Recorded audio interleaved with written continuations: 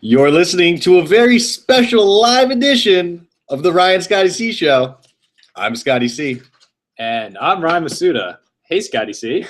Yeah, we're like sitting next to each other. It's weird. Yeah, this is a first. We've wanted to do this ever since we started this show about 2 years ago, and here you are in South Florida. Yeah. Cheers. Yeah, cheers. Yeah. Yeah. So what are you doing in South Florida, Scott? And you are one sneaky guy, by the way. I I shoot down and do a thing for something. Anyways, doesn't matter why I'm here. But I did get to surprise you, along with a numerous amount of other people so far, which has been the best part of my trip. This is weird. We're used to looking at each other through a computer screen, and now we're both still just looking at the computer screen. Yeah, we don't know what else. Like, what do I do with my hands? Like, do I look at you like we're having a conversation? I don't know. This is weird. It's a seminal moment here for our show.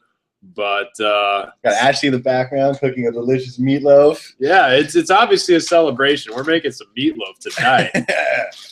Eating some meatloaf, drinking some good whiskey, and some mediocre beer with Scotty C. So Scotty C, man, what's up? How we doing today, buddy? I'm doing fantastic, man. Taking in this beautiful South Florida winter. I think it's about to start downpouring at any moment, but I could be wrong. I haven't lived here in a long time. Does it still rain? Because it doesn't rain in California.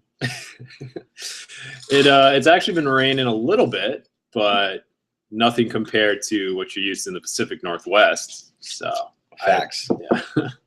Facts. But yeah, man, just cruising. Back in South Florida, cruising around Boca. Already hit up 620 subs. Epic, as always. Got a long list of things to take care of now that my schedule is opened up a whole bunch. So this was the first step. The long-awaited live pod. Well, we appreciate you fitting us in here, and any chance we can convince you to make a stop at Sweetwater where we can try to get a job for you, and so you don't have to leave us. I fully expect us going to Sweetwater one of these next few nights. Awesome. / this weekend / because you go to bed at 7:30. So I wasn't gonna make any assumptions it was gonna happen tonight. I was like, you know what? We'll just make plans for when he's willing to stay up past 9. Friday night is the best night because our boy works over there, so we get the hookup, and also be the best shot for finagling you a permanent position. So we'll just have to go get sweet baby Ray and make this a permanent thing. Yeah, right. Where do you want to start today? Well, I guess we should start with the Natty, as Oregon fans love to call it. Oregon fans that still don't have a Natty. No, you don't, do you? The Clifford stink strikes again. Yeah, right, because I bet all my money on Oregon, and I was talking them up to everyone. So I'm in my mom's apartment about to make my bet. I'm like, Mom, how much do you think I should bet? And she's like, what are you betting? I was like, I'm betting Oregon -7. She's like, I think Ohio State's going to win. And I was like, you're a crazy old woman. And then shout out to you, Joyce. And then the first thing she says to me the next day when we see each other again, she goes, so who won that game yesterday? And I was just like, God damn it. My 65-year-old mother knows more about college football than I do. It's annoying. But I don't know. That game was crazy, man. Oregon didn't look like themselves. They had that good first drive, but then 2 epic third down drops, which just goes against everything they do because they just get those back-breaking third down conversions. And Ohio State, man, that O-line has not played like they have these past 3 games the entire season. Did not see that continued, sort of performance happening again against Oregon. That running back was a beast, man. They couldn't tackle him at all. And, they just wore him down. And Cordell Jones. Cordell. Cardo. Continued some drives, some big throws, and some big runs himself, man. He's a big dude. Big dude. He played really well. And Ohio State, just wore him down. they beat them up basically. And that's what you got to do when you're playing Oregon. You got to beat them up. Yeah. You mentioned before the game that the things you can't do against Oregon is you can't turn the ball over and you can't kick field goals. And Ohio State turned the ball over, and they really seemed like they wanted to give Oregon the game. And you mentioned the drops on third down. That Stanford drop, like Stanford's, it's ironic that a guy named Stanford would drop the crucial third down that would have been a touchdown, would have put Oregon up 14-7, and it was really just how you have to beat Oregon. And it was the most frustrating thing about the Florida State game was Dalvin Cook had success running the ball, and Florida State went away from it. And obviously the turnovers played a factor in that, but you saw Ohio State stick to the running game. I mean, Cardell Jones played good. Ezekiel Elliott played great. And you mentioned what Elliott and the O-line's done the past, 3 games. Do you attribute that to Cardell's threat to run the ball inside? Because with JT Barrett was more kind of outside and more getting Barrett in space. With Cardell, it's more kind of power, similar to the Tim Tebow style. Do you attribute his threat to run it inside? Because anytime he runs it, it's like Tebow. You're getting 4 yards and he's falling forward. Is Cardell the reason Ezekiel Elliott kind of blew up over these last 3 games for Ohio State? Yeah, it's either that or it's just he's a much bigger threat throwing the ball. I mean, that guy has a cannon of an arm. And, so whatever combination of those 2 things plus the O-line gelling or whatever it was, man, the switch of quarterback definitely played a part in opening up that run game. Because he hadn't run for 200 yards all season. And he runs for 200 yards 3 games in a row against Wisconsin, Alabama, and Oregon. That's insanity. Well, I believe he had 4 100-yard games all year, and then he drops the couple 200-yard games. Yeah, so what? Oh. And it's against better competition. Right? I mean, there's a direct correlation there, with the quarterback switch, which is nuts because he's a third-string quarterback who might go pro after 3 games because there's no guarantee he's going to start next year. Were you surprised at how not easy, but how effectively Ohio State shut down Oregon's running game? Because Marcus Mariota had a good game. I thought he played very well, given that he had no running game to speak of, and Ohio State just completely shut them down. Well, I don't think Mariota played that well because Ohio State was selling out on the run. They were not scared of Mariota throwing that ball at all. Oregon failed to get Mariota into space running-wise, and that could also be attributed to Ohio State's defense. But they didn't get Mariota on the outside very often, which I thought was a little strange. But yeah, man, Ohio State just they were flying around. Joey Bosa, he's from down here. That guy played he's kind of a beast, man, along with some other guys who had just great games, unlike the Oregon linebackers who you couldn't even see them on. Who knew where they were? In Ohio State, man, I was really surprised at their physicality. Because going into the game, I always said Oregon, thrives on space, and I didn't think Ohio State had the guys, to eat up space. But they were just, I guess, more athletic than I thought, and they were just flying by Oregon's O-linemen. Ohio State's front 7 I don't think, and you and I, we both, I think, have been on a similar agreement that we both think Winston should be the number 1 quarterback taken. And if you're Tampa, you should take him number 1 over Mariota. And that's because of what you saw against Ohio State. When Marcus Mariota plays these fast, physical front 7 units that can contain him and that don't need to have a spy, they can just get pressure on him because of their athleticism, his efficiency drops dramatically. And when he gets to the NFL, those wide open throws are not going to be there. He's not going to be able to take it to the edge and outrun these defensive ends who are, they may be a step slower than him, but they're going to get to him. And the linebackers, they can all run 4.6. So is this further confirmation for you that Winston should be the number 1 pick ahead of Mariota? Without a doubt. I think Mariota's stock definitely took a little hit with his performance in that game. And no phone. Sorry, America / mom. But yeah, man, Mariota just didn't. He didn't show that he can just drop back and make the NFL type throws in this game. He's made them before at times, but I don't know, based off the two bodies of work as an NFL team, how you could pick Mariota over Winston based off what you need in the pro game. I just don't quite see it. No, and you mentioned the early drops, though. If he completes that pass to Stanford, who knows if it's a different game or not. I think if you play that game 5 times, I think Ohio State wins all 5 times, which you can't really say a lot. Yeah. In college football, they didn't leave much room for argument, man. No, at all. They really didn't. And you mentioned how Cardale Jones might go pro after 3 games. If you're him, do you go? You have to. There's no point in that. What else can he do? All he can do is shoot himself in the foot. And he might lose the quarterback battle. Even if Braxton Miller leaves, he can still lose that quarterback battle. And then what? Go get paid, man. And you can just ask. I mean, one of our favorites that we talked about a little while ago, like Mitch McGarry. Just ask him. What'll happen if you don't take advantage of a hot postseason? Yeah, right. Yeah, your career can fall off a cliff very quickly. Will he be a first-round pick if he leaves? Probably not. But, hey, man, second, third-round pick, cool. You think he goes at the second round?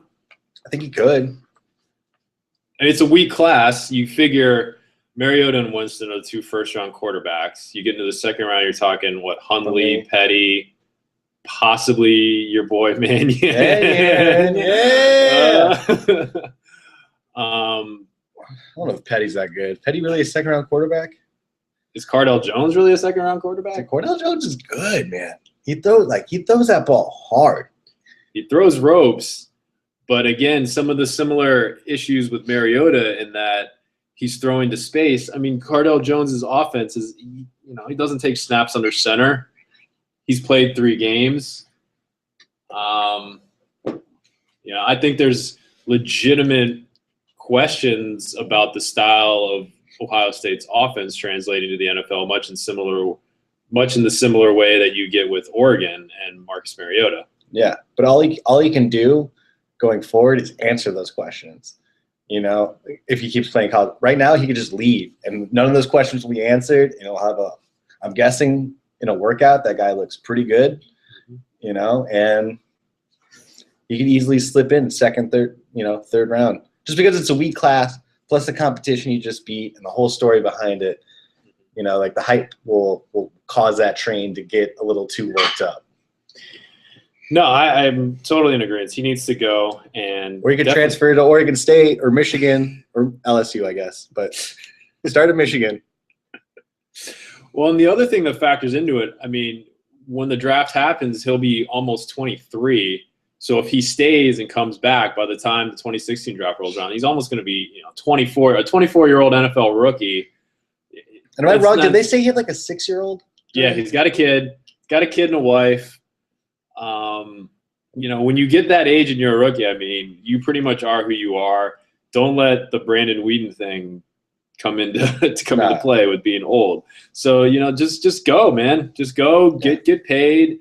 And like you said, I mean, at this point, he's going to get paid way more if he goes to the NFL now than if he were to finish his degree and have something possibly happen, and he's just got to use the degree to make money. Right. But I do want to ask you, though, Oregon and Mark Helfrich, they just seem to be completely out-coached, out-schemed. It seemed like Ohio State made a great adjustment after that first drive because Oregon went right down the field, and Oregon was never able to adjust. There's been some talk that Mark Helfrich might go the way of Larry Coker. What do you think about that? Oof. Recruiting's fallen off a little bit for them. I think Don Pellin, the D coordinator, had an atrocious game, made 0 adjustments in between halves. Helfrich was getting definitely ribbed a whole bunch with the "we don't yell at our players" sort of deal. He's always been at small-time stops, basically until he got to Oregon. He's an Oregonian. If Mariota leaves, which he declared today he is. All right. I had a busy day, folks. Okay, leave me alone. Yeah. Time changes. Yeah. So it takes a lot to surprise people like this. It's not easy. Right. So if they take a step back without Mariota, have a couple bad losses, maybe have like a 3-loss season, I think he'd survive that. But another year of that passed, if they were to have another 3 or 4-loss season, I wouldn't see him surviving 2 years of that. Do I think they're going to take that big of a step back next year? I'd be surprised. Even losing Mariota. Because Oregon has not missed a step replacing a quarterback in a long time. We could go down the list, but I can barely remember them all. So you got Mariota, Darren Thomas, Masoli. Who was the guy before Masoli? Was it Thomas? I don't know. Anyways, doesn't matter. There's another black guy who blew out his knee. Played for Pittsburgh Steelers. Oh God. Shoot, that's right. He actually made an NFL career out of it. Yeah. And it's man, that Dennis Dixon. Dennis Dixon. There we go. Yeah. Boom. Everyone thought Oregon was going to fall off the cliff when Masoli got kicked out of school. Didn't happen. Dennis Dixon was the greatest quarterback in Oregon history until, now we're at Masoli, greatest quarterback in Oregon history. Well, do you think one of the things I thought with this Oregon team earlier in the season was that Mariota covered up so many deficiencies for them because they didn't have. I mean, they were so over reliant on freshmen, and I thought that Mariota really masked a lot of their deficiencies. And Oregon relied more on him this year, I felt, than they've ever relied on a quarterback previously. Because you mentioned, I mean, yeah, those are a lot of guys who, they were athletes, but they weren't anything special throwing the ball. Mariota, to me, at least seemed like he covered up a lot of things that Oregon didn't do well. So I think for me, the step back is more likely just because they were so overly reliant on him this year, but they do return a lot of skill guys. They've always been able to kind of run the ball. I don't know. I mean, Mark Helfrich, does he look like the generic EA sports college coach to you? Does he look like that? If you were making a generic coach in NCAA football, would it not look like Mark Helfrich? He does, man. And that's the thing. And I think where they end up recruiting ranking-wise this year will tell you a lot about the future of that program. Because people like to make too much of rankings sometimes, but there is a direct correlation between 5 and 4-star athletes going to a school and their performance. Absolutely. You might get lightning in a bottle and have a good year, but you're not going to have a sustained run of success. And Oregon's recruiting ranking since Chip Kelly left, the highest they've been was 22nd. This year they're currently ranked 17th, but that's only good for 3rd in the Pac-12. I mean, the Pac-12 coaches, there's too much competition now with USC coming off sanctions, with Jim Mora, who can recruit and lose big games, but he can recruit. Right. And then you also have the Arizona schools. You got the Arizona schools. You got Peterson and Washington. Right. And going to visiting those Arizona schools and saying no. I made a pit stop on the way to Oregon with my dad. I was just like, I don't want to go. Just leave me here. Just leave me. I'll never graduate, but just leave me. These next 7 years of my life will be awesome. But no, I mean, and even during Chip Kelly's tenure, it's not like they were a top 10 recruiting class every year, but they weren't in the 20s. No, and they were stealing some good recruits from big-time schools. Like Armstead never should have ended up at Oregon. D'Anthony Thomas never should have ended up at Oregon. And there was the list of those guys. So I mean, so like I said, if depending on where they end up this year, I think that'll be a good blah blah blah. It's a good prediction of their future. There we go. Well, let me ask you. I don't think a lot's been made about this, but I think it's definitely something that you can look at the performance and say, yeah, maybe. Ohio State was allowed to have unlimited practice time because they were not in school. Yeah. Oregon was in Oregon's classes were in session which means Oregon was only limited to 20 hours. So Ohio State could practice 24 hours a day leading up to the national title game, and it would have been okay. So was that fair? It was not fair at all. And the NCAA needs to look at that rule in regards to the playoffs. I understand it, like, during the regular season and all that sort of stuff, like, but everyone's in school at the same time. So, well, not really. Because Oregon's on the quarter system. So we start later, so it's kind of, anyways. But for the playoffs, that needs to be looked at. I think they should have restricted Ohio State's time. Yeah, so you have a week where Urban Meyer, who is a psychopath, quote unquote, retired because he had overexerted himself, and had caused health issues. The guy's a maniac, and you're saying this guy could have unlimited practice time? You don't think he took advantage of that? No, he did. Those guys, I bet, were in meetings, very, very long meetings of video breakdown. You know, because they were on top of it, man. And if anyone were to know a scheme like Oregon's, I guess it would be Urban Meyer. I mean, there's plenty of cross currents between the two systems. So, I mean, it definitely played a part. But at the same time, Oregon just looks sluggish in that game at times, which is really unlike them. But they're also getting the shit kicked out of them. So maybe that played a part. It's entirely possible. And as bad as I've been betting-wise during the bowl seasons, I hit one decent parlay, but Ohio State did come through on the money line, and Ezekiel Elliott over under touchdown. You took the money line? I took the money line on Ohio State. Can't fucking tell anybody that you're taking the money line on Ohio State. You think maybe I would have been interested in knowing that? Look, I didn't want to jinx the Clifford sting. All right. Bullshit. And losing hundreds of dollars over here while I'm taking the money line on Ohio State. Just keeping secrets. Well, if it makes you feel better, we will spend it Friday night at Sweetwater. Perfect. Yeah. I had a really good NBA parlay last night. Yeah, what was it? Hawks minus 11 and Warriors minus 8.5. So the Hawks minus 11 against the 76ers. Warriors minus 8.5 against the Jazz, which is like, whoa, what? The most insane line. Like, seriously? Like, Gordon Hayward has improved, but yeah, like, let's be real. They still have Derek Favors and Enes Kanter chucking. Yeah, so that was a good little. Oh, well, congratulations, the Atlanta Hawks. They're looking pretty legit. Sneaky good. It's gonna be really awkward when Danny Ferry wins Executive of the Year award. I stole that from someone else, but it's okay. No, they're good, man. They're good in the East. Toronto, Atlanta. Not Cleveland.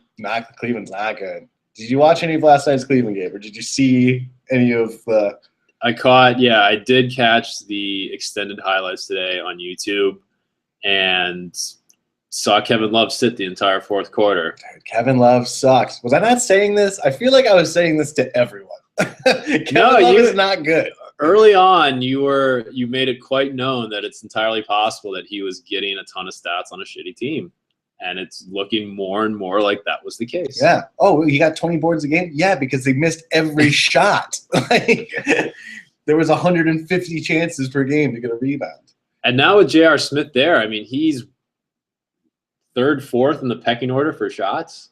Yeah. Like, not logically, but JR is just going to take the shots. He's going to take the shots. Yeah, Kyrie's going to take the shots. I mean, yeah. So you at this point, it's just like it's a disaster. They're under 500 in January, and I don't think that's happened since LeBron's rookie year. No. And Caleb's going to leave after this year, so they're going to have traded Wiggins away for nothing. I think there's zero possibility Kevin Love stays in Cleveland, right? At this point, I mean, why would he? Right. So there's no more than like a 7% chance that he stays. Why would he stay? Right. We established that. So anyways, so they trade Wiggins, who is going to be good. He's killing it. If it wasn't for Mirotic in Chicago, Wiggins is the rookie of the year. Right. I mean, Mirotic is crushing it in Chicago. Yeah, Mirotic is he's really good. That guy's like sneaky good too because he can handle the ball and he's massive. Anyways. Yeah, he's completely masking the fact that Joakim Noah has not looked right from coming back from knee surgery. Like, Noah's not been. He's beat up, man. Like he's been through some wars at this point. Yeah. Like by himself. It's kind of like it's kind of like the Tom Thibodeau effect, where it's just like he wears him down so much and grinds him into a stump, and he's had to compensate so much for the past 2 years of Rose being gone. So. Yeah, no, Mirotic, man, that guy's got handles, and he's kept Doug McBuckets on the bench, man. McBuckets! And I mean, but even Derrick Rose, that guy can't buy anything from three. And the Bulls, though, they're just right there. So if it wasn't for the imagine if it wasn't for the Eastern Conference, what? How much faith do you have in the Cavs at this point? 19-20. Dude, they lost. Dude, they're not a good team. They've traded away a bunch of draft picks at this point. They traded away the 2 number 1 picks of the past 2 years. They have no foundation to build on. And this is after LeBron just goes, we need patience, blah, blah, blah. And then you trade 2 first-round picks for Timothy Mozgov. Rondo went for less. Yeah, Rondo went for less. Are you serious, Cleveland? What is wrong with you? And it already came out today that LeBron's going to wait until the end of the 2 years to test free agency. Legitimate scroll. That's how bad it is. That's what a shit show it is. Does any part of you feel bad? No. No. He had his chance to stay. Pat Riley said it. When he was calling out the team. This is the hard part. It takes guts at this point to stay together and see it through and make a long-term legacy as those 3 guys could have done. But LeBron bailed. He thought he saw greener pastures. His wife was here. His agent was pushing him really hardcore to go back to Cleveland. Maverick Carter was like, dude, we can get so many more season tickets if we go back to Cleveland. Yeah. Then LeBron gets hurt, and he's like, I want to go back to Miami because it's kind of cold here, and I don't like it. Oh, bro, there's no going back, man. No, and imagine if LeBron this year, instead of having the corpse of Verjao, who we knew was going to get injured, and then watching Kevin Love get absolutely eviscerated by Markieff Morris. I mean, Markieff Morris is good, but he's not 15 of 21 good. No. He's not that. No, especially with a guy who you traded 2 number 1 picks for, and is supposed to be a max player. Yeah, and he could have been. Now, obviously, Wade's had injury problems of his own. Mario Chalmers and Norris Cole have been as frustrating as always. God, as ever. At this point, would it kill you to just throw out Wade as the point guard and keep those 2 on the bench? I mean, they're so frustrating. But we got Whiteside, yeah. But that's where I was going with this. Imagine if LeBron had the rim protection of Hassan Whiteside. Ooh, all of a sudden I have this athletic 5 now. And Pat Riley, we give him a lot of credit for it, but he's also gone the route of Eric Dampier, Jamal McGlure. He got ass lucky. Yeah, he got very lucky here. All right, this is a guy who took 2 tours of Lebanon, so it's not like there was a lot of signs that this was going to happen. But you just kind of look at it, and even you never know what happens with Josh McRoberts, but even if the Heat had a down year, you still would have to think that LeBron's future in Miami would have been more optimistic. Totally. Would have been better. Because you have a team that has an organization that knows how to build championship teams. Has a history of it. I mean, it took Riley and Harrison to really kind of lock it in. They had some close calls early on with Mourning, but then they got Shaq. Boom. And then you get LeBron, we convinced you to come here. Do you think we can't convince some other jackhole to move to Miami, So, I don't know. It's crazy, the whole little domino effect. Well, and we saw LeBron play GM in Cleveland before, and it ended up with Larry Hughes, Mo Williams, Anton Jameson. It ended up with a lot of pieces that just weren't the right fit because all those guys were score-first players. They didn't defend the ball. And in Miami, there's a vision. There was a plan. And, you look at the top teams in the East. You got Atlanta, Washington, Chicago, Toronto. Can you really favor the Cavs against any of those teams in a 7-game series? Maybe Toronto if No, if I would Todd not. Gibson or No, not no way. if DeMar DeRozan isn't 100%, but even Maybe that, even that is I don't know. I got way. It's hard for me to pick them against any team in a 7-game series at this point. No, not against the top 4 teams in the East. I wouldn't pick them against any of them. Like, no issue betting against them. At this point now, I think Miami is closer to winning the championship than Cleveland is.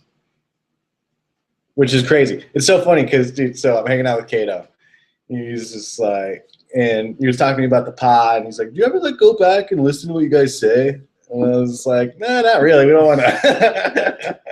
We don't want to ruin how cool it was in our heads, right? We really thought we sounded great without hearing all those and you know. And what? Blah blah blah blah.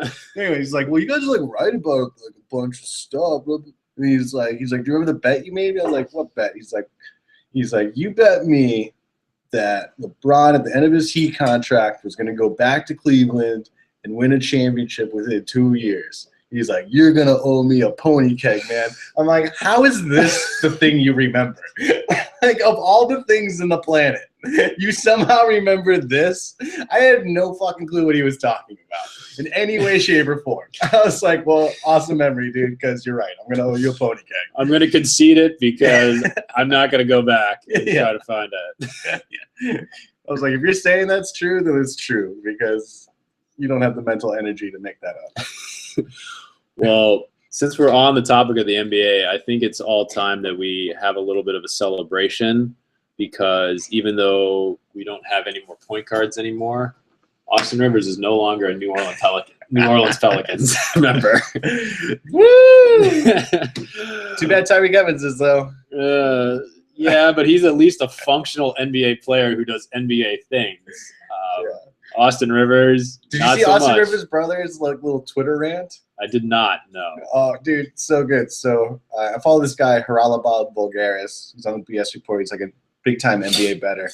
So he retweets a bunch of stuff, and he retweeted a couple of things from Austin Rivers' brother, being like, "Man, the Pelicans are playing for debt over my brother. My brother's better than him at everything." Blah blah blah. And then the response was, I wouldn't hang my hat on being better than Jimmer for debt. I had no idea Fredette was on the Pelicans. Yeah, dude. It's Jimmer time, man. So, bye-bye, Austin. Enjoy Boston. Your dad can tell you plenty. If you haven't been cut already. Yeah, I imagine they will send you to the Clippers where hilarity will ensue. I can't imagine a scenario where that doesn't end in like Matt Barnes saying something and then something going down. Yeah, right. But no, just another swing and the miss for Dell Demps and Monty Williams. And Monty Williams, man, at this point, I think the writing's becoming quite clear that this Pelicans team, the defense, his style is not. He keeps trying to force like whatever, like dude, like change to what you have. Yeah. He's just so stubborn and so averse to fitting his system to his players as opposed to forcing his players into the system, like you said. And at this point, like Quincy Pondexter is a huge upgrade. Dude, that was a good pickup. Not bad. It was a huge pickup. And I mean, Austin Rivers, we weren't going to re-sign him. I think the train has sailed on that. Yeah. Anytime you have the worst rookie season ever in the history of the National Basketball Association, and then you're like 86th or 87th out of the 100 shooting guards in the league in player efficiency. There's no spot for you, man. I'm sorry. Bye, Felicia. Yeah, you're done, man. So the Pelicans, it looks like it's kind of tough because it seems like it's tough being in the West, but then you can't go and lose games to Boston. You can't lose to the Celtics. And you can not afford many losses to Eastern Conference teams when you're in the West. No, because the Pelicans had that really rough start to the season. They pretty much played Western Conference teams, and now they're getting the East Coast road trip. Which they need to knock out which they need to crush. And here you have the Suns crushing the Cavaliers. And you got to think, like, 2 out of 3 teams between the Pelicans, Suns, and the Thunder aren't going to make the playoffs. Yeah. Like, that's how crazy stacked the West is. So you can't drop games to Boston, especially with the way Phoenix has been playing. I mean, Phoenix has been playing very well. They're kind of getting healthier. Yeah, they're on the uptick. Just got Brandon Wright, which is a nice little pickup. Yeah, Very, very athletic tandem with him and Len. Yeah, the Thunder. Once they require Dion Waiters, that's not really, Can we talk about that for a second? Yeah, let's talk about Dion Waiters. So how is Dion going to get any more shots in Oklahoma City compared to what he was doing in Cleveland? It's like is Dion, I know, but then he hit a game-winning shot, so outliers happen. Yeah, right? At this point, though, I know he hasn't been great since that trade, but is Dion Waiters any improvement really over Reggie Jackson? I mean, Reggie Jackson carried the Thunder while Durant and Westbrook were out. No, yeah. Well, they're just see the Thunder, man. I think this is just another clear cost-cutting move. Like they don't want to re-sign Reggie Jackson, and basically this is just still trying to replace James Harden. It's just like you could still have James Harden. Is James Harden having a good season? He's having a great season. Like, is it an MVP type season? He's definitely in top 2. He's probably top 2 right now, right? 1 to 3 ish. No lower than 3. No, you have to be a crazy not. person. You have to be kind of crazy to think he's outside of the top 2. Because I mean, in Golden State, like Curry has Thompson, who's just been playing out of his mind. Reese Spates has had a great year so far. Dude, Golden State is so good. Golden State's crushing it. They're on TV every game, where I am, obviously. Yeah. So I don't know if people have watched them as much out here. They are so good. They're giving the Heat fucking 14.5 points tonight, and I think I'm going to take the Warriors.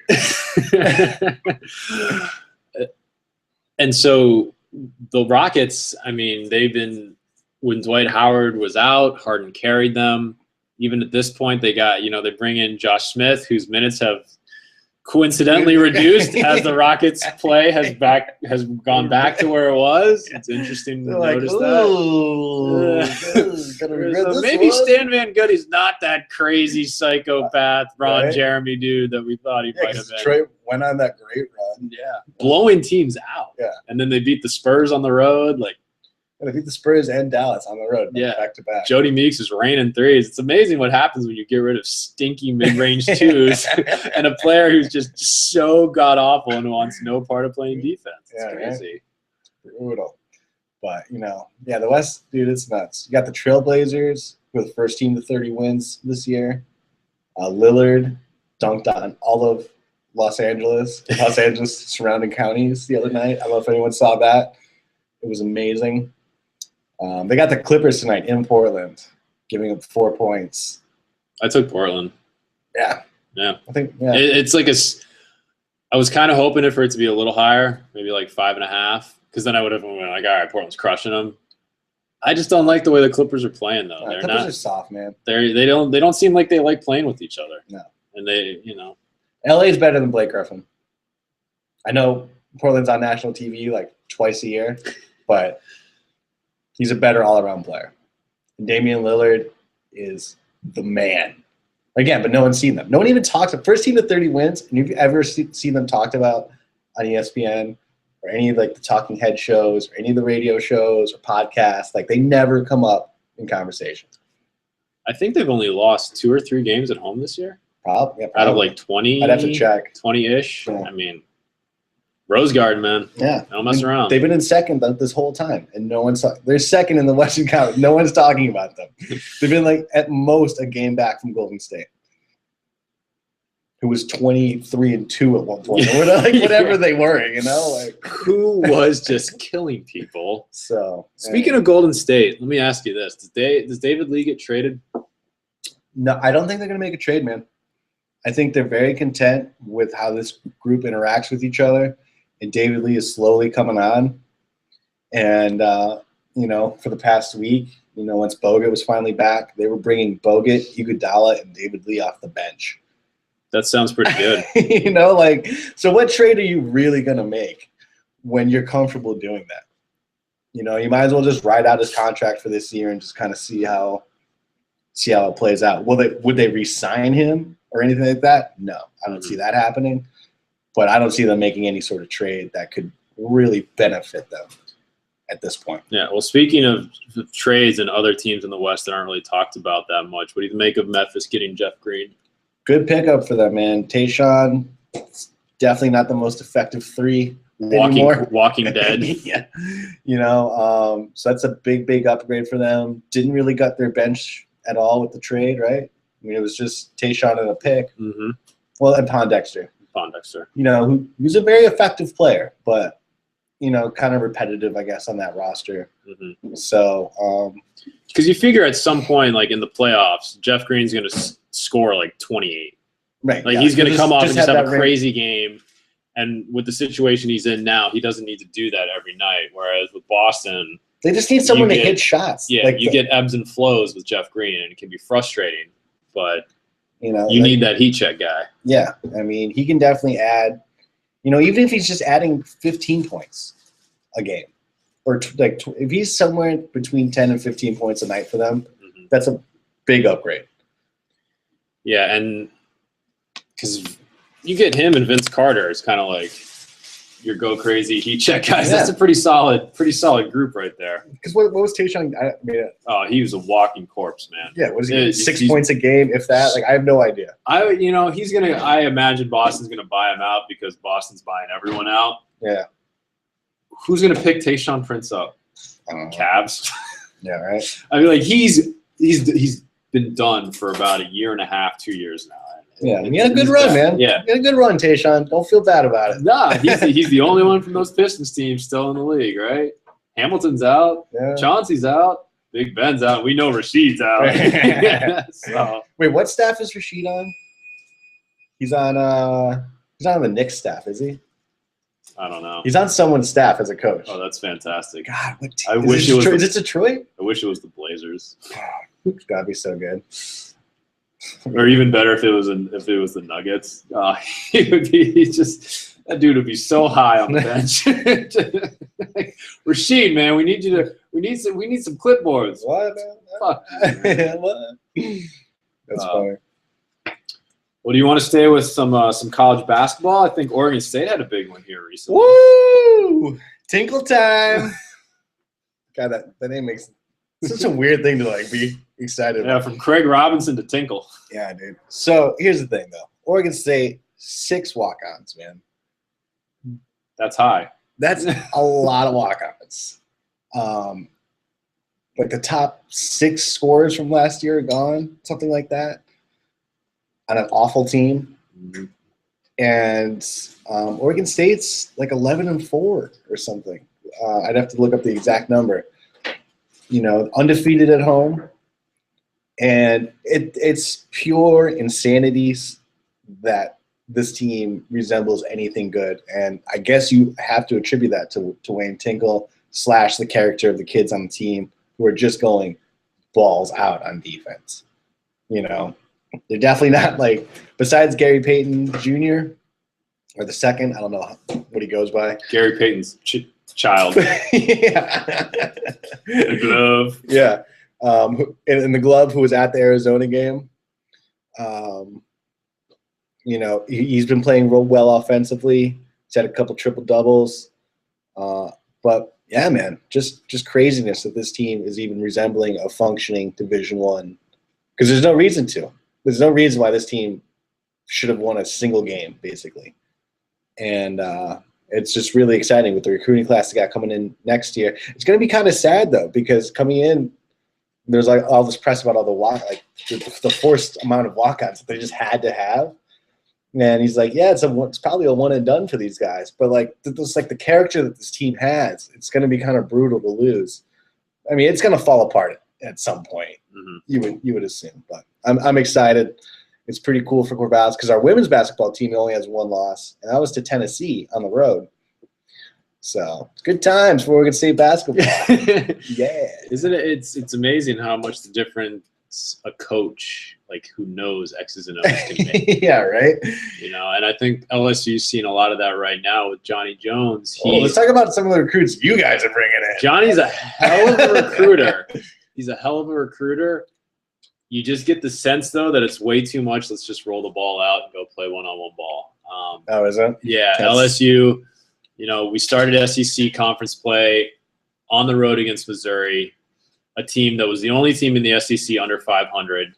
And we go there and lose in overtime. We're never really – I mean, I don't want to say we weren't competitive, but, I mean, you got the gist from that game that Missouri is dominating. Our two bigs, Jordan Mickey and Jarrell Martin. Jordan Mickey, who's on the wooden watch list, couldn't do anything against Missouri. Kentucky just goes out and beats Missouri. It was like by 30 points or something like that. It was insane. And it's one of those games where you can't lose that game, where you're trying to take the next step as a program. Missouri is not where they were under Frank Haith and all of the shady things that he did. But this is a big rebuilding year for Missouri, and we go in there and we just lay an egg. The next game we go against Georgia. Georgia, another mediocre team in the SEC. We got an 8-point lead with about 2 minutes left. We blow that, go to overtime. We're down by 9 in overtime. And fortunately, we're able to come back. We win in double overtime. But we're going on the road tonight against Ole Miss. I actually think tip-off has probably happened.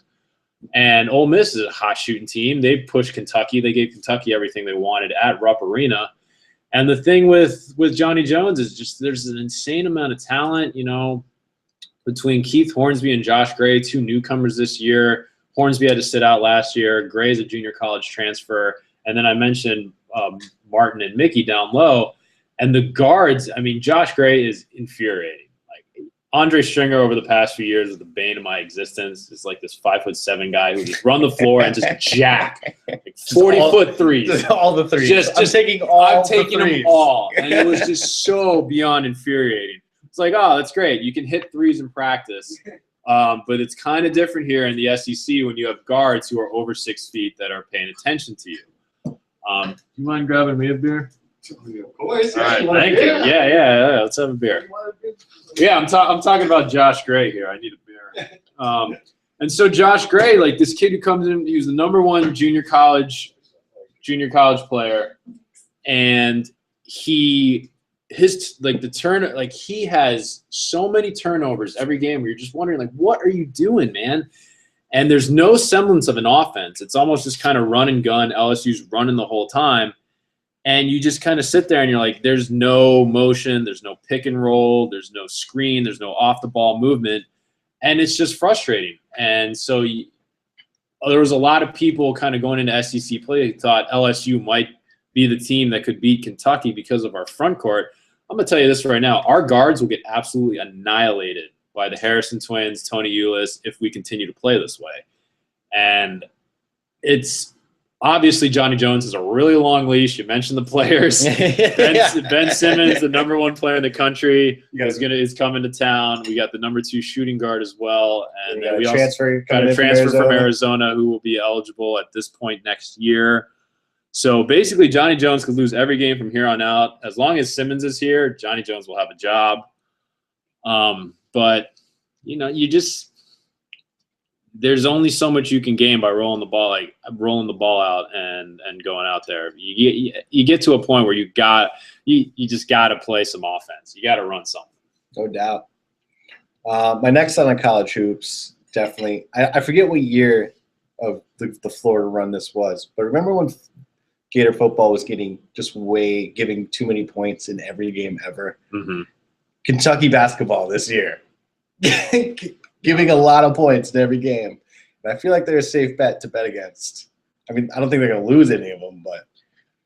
What did you think, though, about the Ole Miss overtime and then Texas A&M double overtime? Dude, A&M, man, had every opportunity, man, to close that game out. But that's why Kentucky's Kentucky. They had a guy that hadn't made a shot all game, but bound to make one. What do you make, though, about, Kentucky – they're 2 point, they haven't. It seems like they can't make a 2-point shot. It's crazy. They're surviving on threes and offensive rebounds, and it just seems like Karl Anthony Towns, Willie Cauley-Stein, these guys haven't done anything against Ole Miss and Texas A&M. It's almost like they're just kind of packing the lane and saying, shoot the lights out the gym and beat us. We're not letting these big guys beat us. It's crazy. Yeah, I mean. I think it's just part of the growing process. When you have that many freshmen, sophomores, especially with all the pub and being #1 and then supposed to go undefeated, that shit goes to kids' heads, and there can be down times. And when you're playing, and the SEC's, it's not a great basketball conference. It's not a bad one either. Right. You're gonna come across. There's athletes. Yeah, you know, and everyone's gonna give you their best shot, and you know, it's about learning how to respond to that. You know, I think that's kind of what Kentucky's going through, and I think a lot of the games are going to be close because they are so young. But I mean, do I see them losing still? I don't see them losing a game because they've survived these close overtime ones as of yet. So, you know, we'll see going forward. But I think it's just part of the process for a young team. It's like learning that, like, yeah, you have to really try every night. Like, you can't just show up and be tall and expect to win. There's other tall people in America. Do you think this is where they're missing Poitras?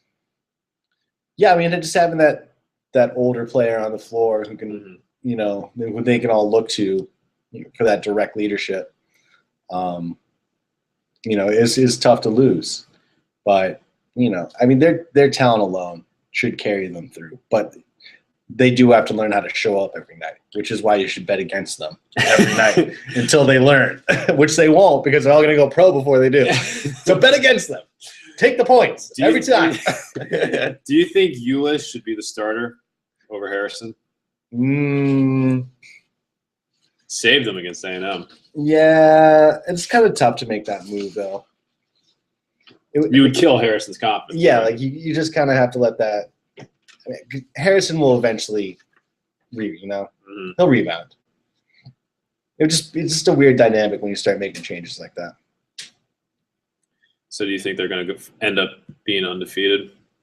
That would be my bet. You know, most of these teams do eventually end up losing a random game. I mean, Arizona just lost to Oregon State. Like, if you're Kentucky, would you rather go into the NCAA tournament undefeated or with a loss? Undefeated. Yeah? Yeah. Why not? I don't want to lose. You play to win the game. No, get out of here, Parcells. So, yeah. No, I don't know, man. I don't think losing a game like teaches you anything. You know, winning like rebounding during a very tough game and like scratching out and winning. I think that teaches you more than anything. You don't have to answer the question every week though. Undefeated. Do you think you guys can go undefeated? You can go undefeated. I feel like Calipari wants them to lose a game. No, well, he may want that. From what I've seen from Calipari over the years, I feel like he wants them to lose one during the regular season. Yeah, I mean, he may want that, but I don't think it serves any real purpose outside of, you know, having to answer the same stupid question. Right. Well, you want to talk a little bit about a little LSU, little new defensive coordinator, little new coach O. Yeah, the coach O. I'm so Baba, the coach O.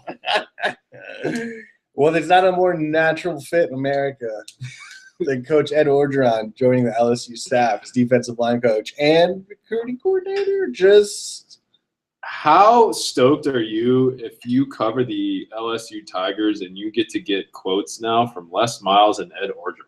Oh my God! Like, can you just imagine the coaches' meetings, just the conversations that are happening in there? So let's just work through your emotions because it's been a bit of a roller coaster. Yeah.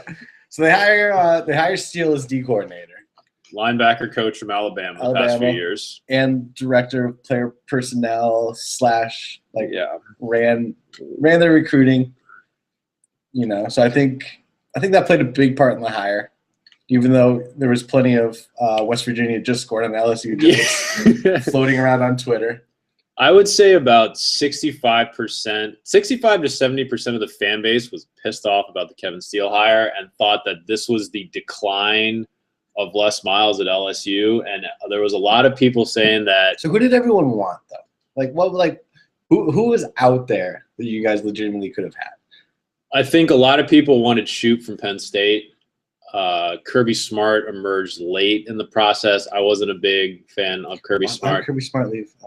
Well, the idea behind it was that Kirby Smart never could get the recognition to get a head coaching job as long as he was under Saban, because the idea is that Alabama's defense is essentially Nick Saban's and Kirby Smart's the caretaker. You know, it's almost like in Seattle with their defensive coordinator, like how much credit do you really give him when you know that Pete Carroll's a defensive guy? Whereas you in Arizona, you know Bruce Arians is a complete offensive guy. So you hire their defensive coordinator knowing that that dude runs the defense. Like that dude runs the show. Yeah.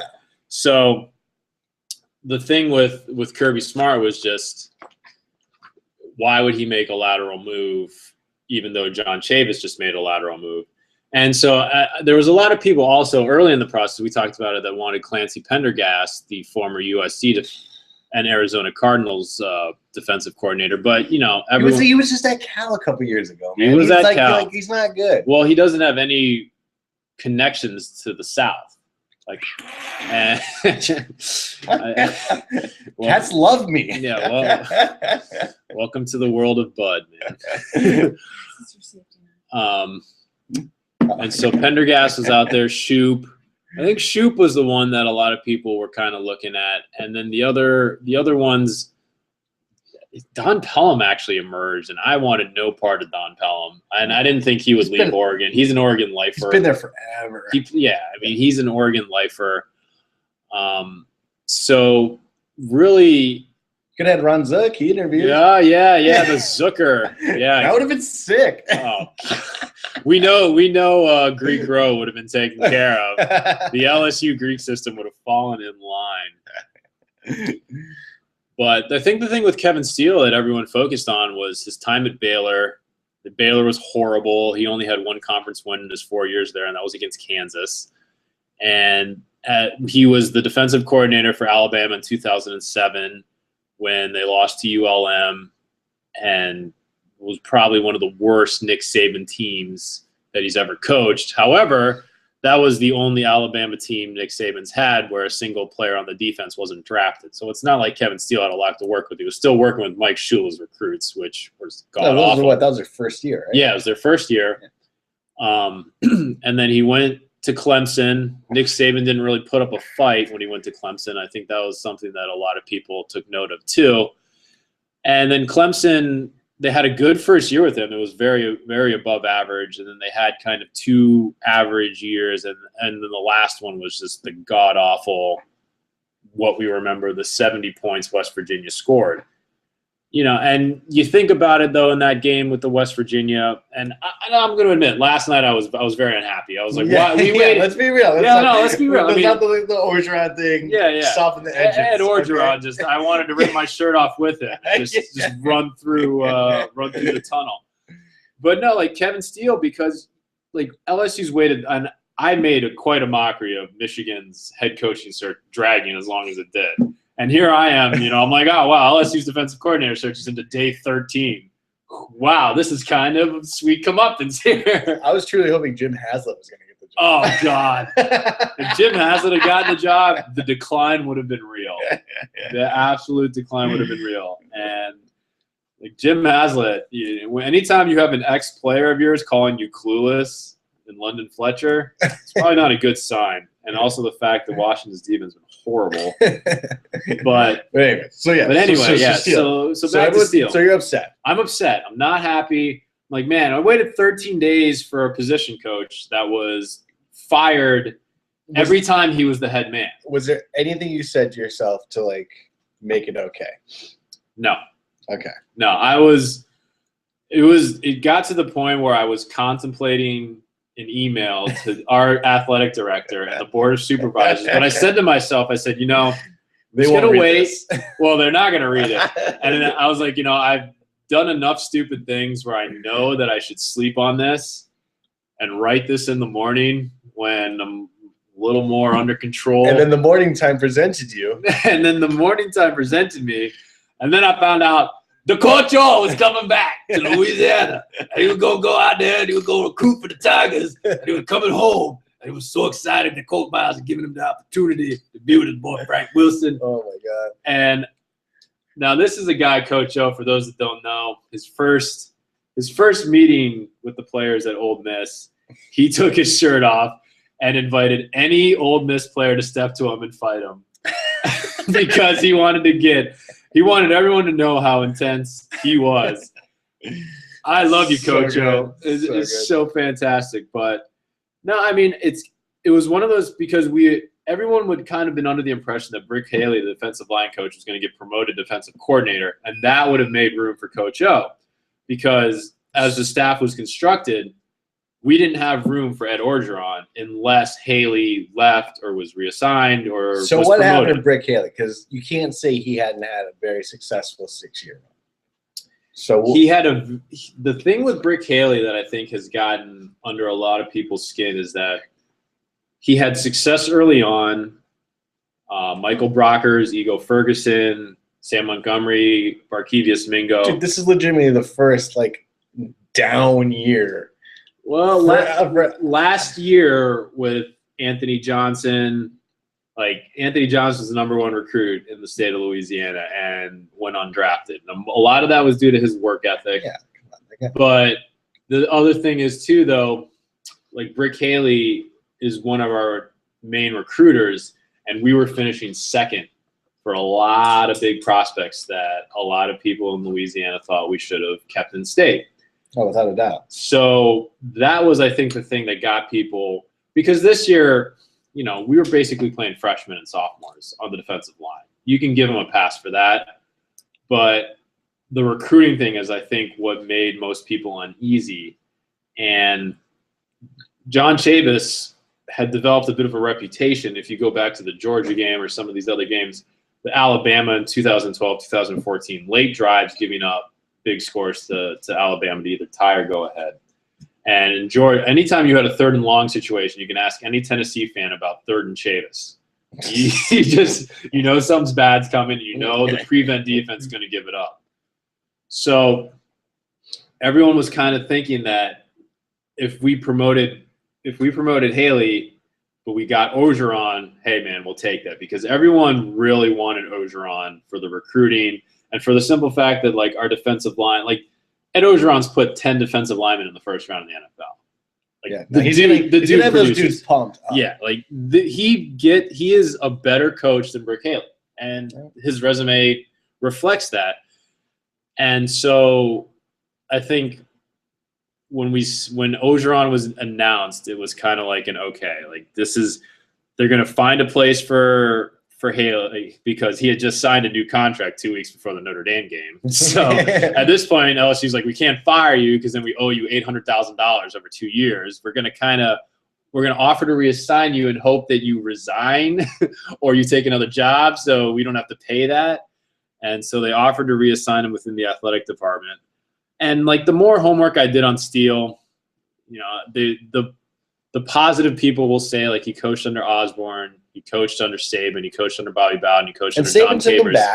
Saban took him back. Which says something, right? Something. And I mean, Alabama's linebackers they're these big, massive, kind of slow dudes, though, and yeah, it fits. Well, Alabama has a mold that they want. It's a mold, right? So regardless, hopefully they get a little bit speedier. Yeah. But this was a hire, though, that Les really needed to nail, because, since 2011, we've declined in SEC wins every year. And, this year we were, 4-4? Yeah. And you can see, in comparison, someone like Bob Stoops, making desperation fires and hires, for the past 2 years now. And, who's he really getting that's better?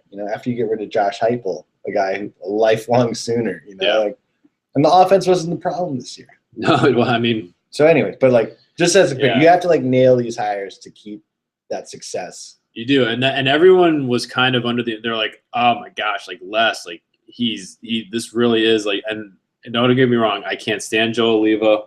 I think LSU will be better off when Joe Oliva's gone. But there was a lot of people who thought that this was the end of Les. And as typical Miles fashion, man, he's got a trick up his hat that you didn't see coming. All right. And Coach O. But the good thing with Steele, though, is he predominantly coaches linebackers. And you can make the argument that our linebackers have been the weak link the past couple of years. And that was Chavis's. It's Chavis coached the linebackers. And Chavis doesn't recruit. Steele recruits.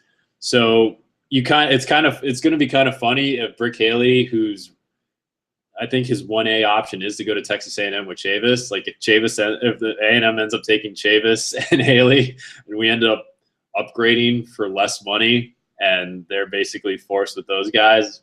Desperation hire, Kevin. It's like a double win. Yeah, it is. It really is. And also, I mean, Alabama, they lost another one of their linebackers coaches to Auburn, another one of their big recruiters. So Alabama's taking some body. This thing that like you have to be able to replace coaches. Here's the thing: if people aren't hiring your coaches, something's not right. Mm-hmm. AKA Oregon State the past 8 years, who never had one coach. Well, one coach got hired away. Keith Hayward got hired away by Sarkisian to Washington because he had locked down a couple of recruits that Sarkisian wanted. Anyways, you want your coach, but you have to be able to replace them. And and sometimes that's really hard. I mean, Harbaugh's not having the easiest time filling out his staff at Michigan right now, but it's getting there. Yeah, because he hired who did he hire from Florida? DJ. Oh yeah, the Bricker. No, it's not Bricker. It's like the former D coordinator from Florida. He right? coached them in their bowl game this year. Yeah. Yeah.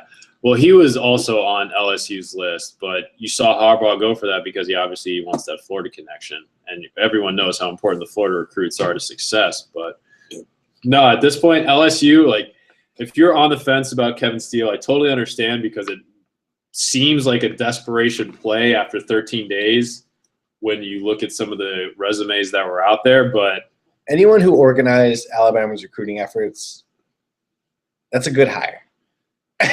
LSU has the best recruit. We have the best recruiting staff in the country. You have Ed O, Frank Wilson, Kevin Steele, Corey Raymond, and Les Miles. Yeah. Like, oh my God, Yeah. come into control.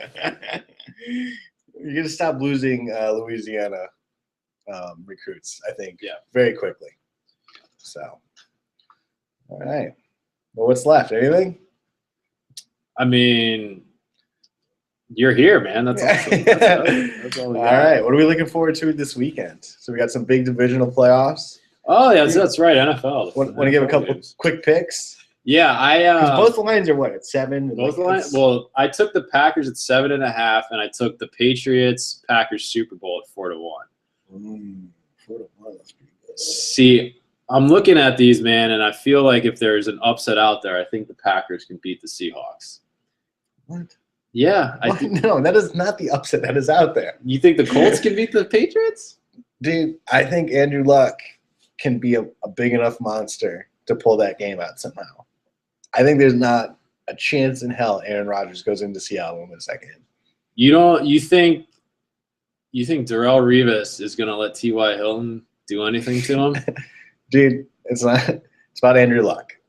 It's about Andrew Luck's running ability, getting out of the pocket, just being he was literally falling down, throwing touchdowns. All right, like, dude, how awesome is Andrew Luck's like Ring of Honor at like Lucas Oil Stadium going to be in like 20 years when he's like completely bald? It's like 50 pounds overweight, has a huge belly, fucking beard, he's fucking gross beard. I mean, this guy's redefining what we think of as athleticism at the quarterback position. He's the second most athletic quarterback in the NFL. Behind Russell? Cam. Okay. I think he's more athletic than Russell. But see, here's my thing with Seattle at this point. Like, Seattle's defense has feasted on some really, really shitty quarterbacks. Yeah, like, really bad. Yeah. And eventually is not having Golden Tate and Percy Harvin going to catch up to the fact that they're throwing to Javon Kearse, Doug Baldwin. Did you see that one-handed catch, though? This is like, whoop, whoop, nailed it. Dude, like, it doesn't matter for them, apparently. But I feel like it's got to come. It's got to come at some point. Like, that defense is good. The Packers secondary isn't fucking scaring anyone. Like, yeah, but neither are those receivers. That's what I'm saying. Those mediocre receivers can get open against that mediocre secondary. I don't know, man. If I'm taking an upset, I feel more confident in Rodgers throwing to, because I mean he's got 3 legit weapons. Like, obviously you can eliminate Nelson because that Jordy Nelson was completely taken out of the game early in the season by Sherman on the left side of the field. But you still got Cobb, you still got Adams.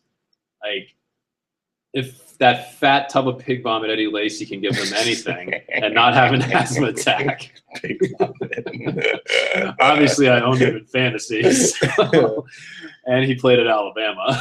That's amazing. A favorite of mine. But no, I just think that this receiving core for Seattle, it's gotta bite them at some point. I don't think it's going to, man. I got Seattle with an easy cover, and I got the Colts with the backdoor cover against the Pats. So you're going Patriots Seahawks Super Bowl, huh? Yep. All right. Easy peasy. I'll go Patriots Packers. There's no way. the Clifford stink. Beware the Clifford stink, Seahawks fans. Wait. But seriously. But yeah, so we got those 2 good games this weekend. Yeah, college football. You know, we put the bullet in the back of that head for the season. Sunday night, Conor McGregor, main event, UFC, live on Fox. It's a Boston event. Conor McGregor from Dublin, badass dude. He's going to whoop up on Dennis Seaver. You saw Sean Jordan beat that ass last UFC fight. Sean Jordan. Yeah. He's heavyweight, big dude. Oh, right, yeah. Ex-LSU player, man. Really? Yeah. I didn't know that. Doing backflips and shit. He's a big human being. He either knocks someone the fuck out or gets knocked out. Yeah. There's some mean people. It should be a good free. Oh, and also I don't know if it's the main. So Seaver McGregor is the main event, and then Benson Henderson, Donald Cerrone is the co-main, and that's going to be a great fight. It's a trilogy fight, really good. Just a fun free thing to do on Sunday night. So keep an eye out for that. Quick thought though, what do you make of Johns Bones Jones and his 1-day rehab for cocaine addiction? Makes perfect sense that someone like that would try and pull a 1-day stint and think he could get away with it. He's listening. I don't know. He's listening to the wrong people, obviously. Who knows? Especially testing positive out of competition. The whole thing was weird. But he whooped up on Cormier, though. Like, he whooped his ass. I mean, I can see how cocaine during the fight could be a performance-enhancing drug. But, like, cocaine, like, leading up 2 months away from the fight. Man, just makes you sleep. Like, you know, you probably just slept into it the next day and missed a couple training sessions. But he dominated. Don't hit me in the face, man. Yeah, my nose is a little weak today, bro. I think it's a little sensitive. Well, maybe we can catch some of these NFL games this weekend. Yeah, I'm here. So all the things we can catch. Well, we hope you enjoyed this. Minus, once that came out of my mouth, minus a lot of things that we can't catch or don't want to / There's a shot. Anyways. Hi, Mom. You were right about Ohio State, Joey. Yeah. Congratulations. You're so smart. And we just make dumb decisions, but we try. Any hooser. So yeah, h3cruising.wordpress.com. He's at the Scotty C Show. I'm at Rye_guy. I tried to change my Twitter handle to Rye Bread. Some asshole already took it. Yeah. Dude, Rye Guy's awesome. All right, we'll keep it. Yeah. I've heard way worse ones. Okay. And yeah, we're not going to catch anything this weekend. Bye. Go Joe!